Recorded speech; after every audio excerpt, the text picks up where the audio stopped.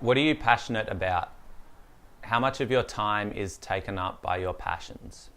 Is there still room for God, or does He take a back seat?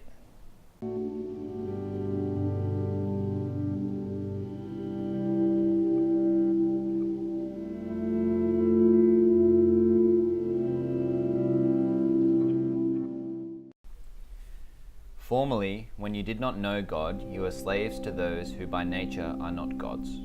But now that you know God, or rather are known by God, how is it that you are turning back to those weak and miserable forces? Do you wish to be enslaved by them all over again? You are observing special days and months and seasons and years. I fear for you that somehow I have wasted my efforts on you. I plead with you, brothers and sisters, become like me, for I became like you. You did me no wrong.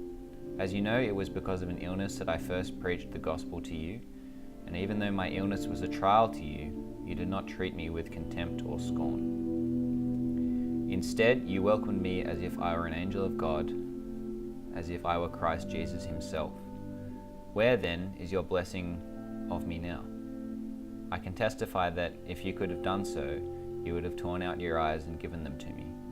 Have I now become your enemy by telling you the truth? Those people are zealous to win you over, but for no good. What they want is to alienate you from us, so that you may have zeal for them. It is fine to be zealous, provided the purpose is good, and to be so always, not just when I am with you. My dear children, for whom I am again in the pains of childbirth until Christ is formed in you. Paul opens by telling the Galatians that they used to be slaves. He says that you were slaves to things that were by nature not God. What he means is that the Galatians were worshipping things that were not God. Now, the easiest way to check if something is God or not is to just ask yourself, was this made by a human? If the answer is yes, then the thing is not a God. He continues by saying that you used to serve things that weren't God. And then he says that now that you know God, or rather, now that you are known by God, why would you go back to the things that you were serving beforehand? He's not talking about theoretical knowledge here. He's not talking about knowing about God in the same way I know my favorite singer.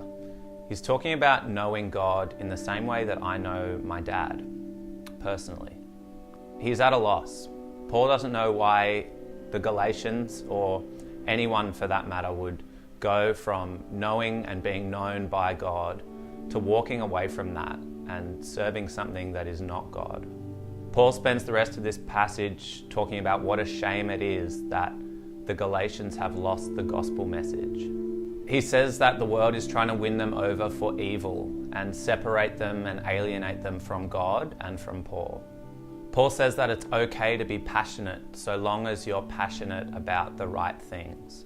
So when your passion, your zeal, pulls you away from God and towards something created, hear Paul's cry for the Galatians and turn back to the God that you know and the God that knows you.